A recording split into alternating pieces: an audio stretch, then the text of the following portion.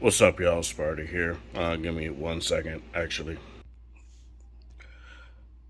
I figured it was best to actually take the case off for this video,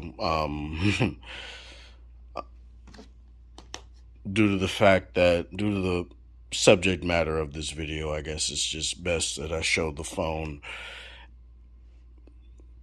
in its full glory while I talk about it, right? So, I don't know how to start it. This is very difficult. LG is actually leaving the smartphone market. This has been rumored since like late last year. And there are definitely a few factors as to why this is the case, and I can totally understand why it's happening. But it makes me sad nonetheless because I've owned LG phones since the G2. I've owned every single G series phone. The only V series phone I never had, aside from that weird Chinese V20 that was aluminum and had a sealed back and was fully water resistant. I think it was called the V34 or something like that. I've had every single V series phone except for that and the V50, mainly because I had the V40 and I didn't really see any true upgrades that I really cared about with the V50 aside from the dual screen. And then I went to the V60. And what the what sucks about this isn't that, oh, I'm an LG fanboy and my favorite brand, I guess, has finally left the smartphone market. It's the biggest takeaway from this is that there's really it's really feeling as if there's really no hope for any other smartphone manufacturer to break into the big leagues without it being without it being a Samsung phone or an Apple phone. Xiaomi's doing pretty well. Huawei is having some issues. They obviously, the past 4 years they had issues with the tariffs and all that stuff that happened. Um, ZTE had issues initially around then too, but they bounced back. But LG, despite some of their pitfalls, despite phones like the G5, despite phones like, despite issues with their phones around that time as well, having boot loop issues and them bouncing back from that. Aside from basically ever since after the G4, they've kind of had a dovetailing of like a weird effect of them just selling less and less and less phones. From all of that, I do feel like this last year in particular, 2020, really kind of set in stone what was to happen with LG. COVID was a catastrophe. And without me getting into my full opinions as to how I feel about, the pandemic and whether or not, certain things needed to happen and all this stuff, governments really did handle it poorly. And the result of that comes from people losing jobs. Thus, they can't buy they can't buy new stuff, right? Which I know is a very which is a very what am I trying to say? A very first world take into looking at it. But if no one was already buying, if very little people were buying LG's phones anyway, COVID would have definitely accelerated that fact to people just either sticking with what they had or going going to a different manufacturer because they're told by certain tech reviewers that, oh, because it has one less camera it's inferior, or or that because as a 1080p 60 hertz display, it's inferior, despite the fact that it stomped mainly every phone in terms of battery life aside from the ROG Phone 3 last year. Like, it's. I commend LG for a lot of things, right? And when they wanted to bring things to the table, they brought them to the table, you know. Like 18 by 9 is something you can attribute to them. Like the G6 was one of the first phones that came out or were at least announced that had 18 by 9. They brought forth the always on display. Before that it was ambient displays, right?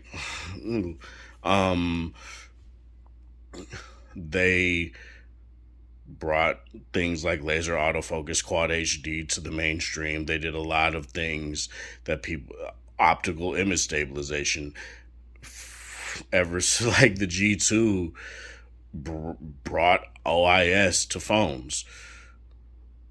There's a lot of things that you could just look at in terms of what LG brought here without having to look at the negative that obviously they're no longer going to be here. And me, I'm not going to sit here and join in the conversation of constantly bashing them because that's not how I feel about them. Obviously, I'm critical of LG. You can look at my video, How LG Failed the V20, if you want to see how critical I am or was at the time of LG. LG obviously didn't handle this smartphone business perfectly. I feel like what the V60 showed is that they can bring you a more powerful handset and focus on things that their customers want, the people that actually buy their phones want, right? What do V series owners love?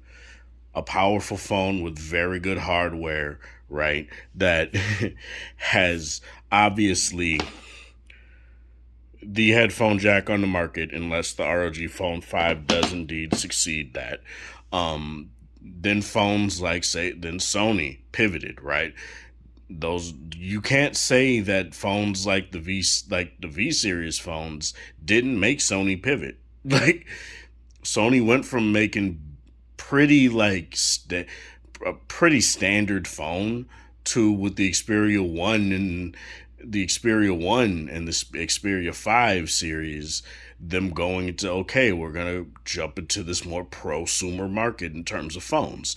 And that's what they did. You can thank LG for that, right? You can thank LG also for things like, you know, the ROG Phone 5 coming with the headphone jack and having more than just a basic headphone jack in there. It has an ESS DAC in there. I don't know how similar it is to the quad DAC, but you know, whatever, right? After HTC fell, you know, so LG came into the fray like, look, we'll offer phones with hi-fi DACs. And then they were pretty much the only talk in town if you wanted a phone with enough power to drive 600 ohm headphones. Like, and it took all the way till 2021 for another manufacturer to even ponder that sort of like, to even think about doing something like that, you know, while I'm slowly panning up.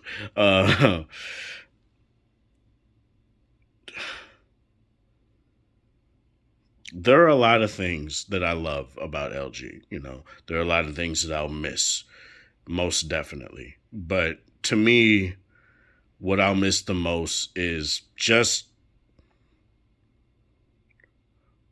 the clear amount of, you know, passion they did put into making their phones. You know, the V60 will go down as probably probably one of my top 5 phones of all time. Like, I'm not gonna lie about that. That's not hyperbole. You know, this phone shocked me. I was expecting to get this phone and not love it. You know, I was expecting to get this phone to be like LG's took out certain things like a quad HD display. But then I got this phone. Oh, it's a 1080p display, but it's a bright and crisp 1080p display. Oh, it has two cameras instead of three cameras. Oh, but that 64 megapixel sensor is a monster. Like, while there are flaws with the V60, like their noise reduction, if they could at least fix that, like with an update, that would be very nice. But in terms of what this phone gives me, in terms of what this phone has given me and what it will give me over the years, I just don't think I'm ever going to let it go. I really don't think that there's any other phone that'll make me feel the way the V60 did, or what the V series in particular did, The V series slowly became the series for the line for LG. Like, that's why the V60 came out and no G8 and G9 came out, And while that hurt me too at the time, I do feel like it was the smarter choice because the V series was the one that ended up selling better in the end.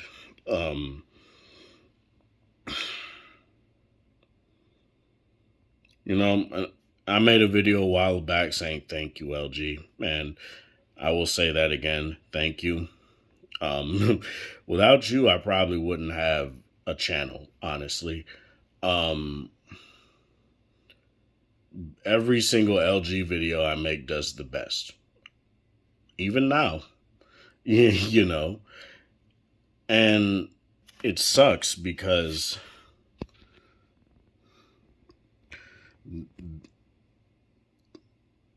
this phone was something that I don't even know anymore. I don't even know what to say anymore. Like, I don't want to go to phones that just do the same stuff, man. I really don't. You know,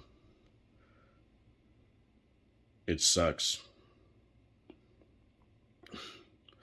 Again, I don't want to say rest in peace, LG. It doesn't like the entirety of LG is gone, but LG Mobile, kudos. Hope the people that are there find their way. I really do appreciate the phones you guys did put out when you did in terms of your flagships. I didn't really mess with any of the lower end phones. Um, you know, yeah. This is Sparta. Thank you guys for watching. Thanks for support. Hope you guys have a wonderful Sunday or whatever time of day it is in your area. Have a good one.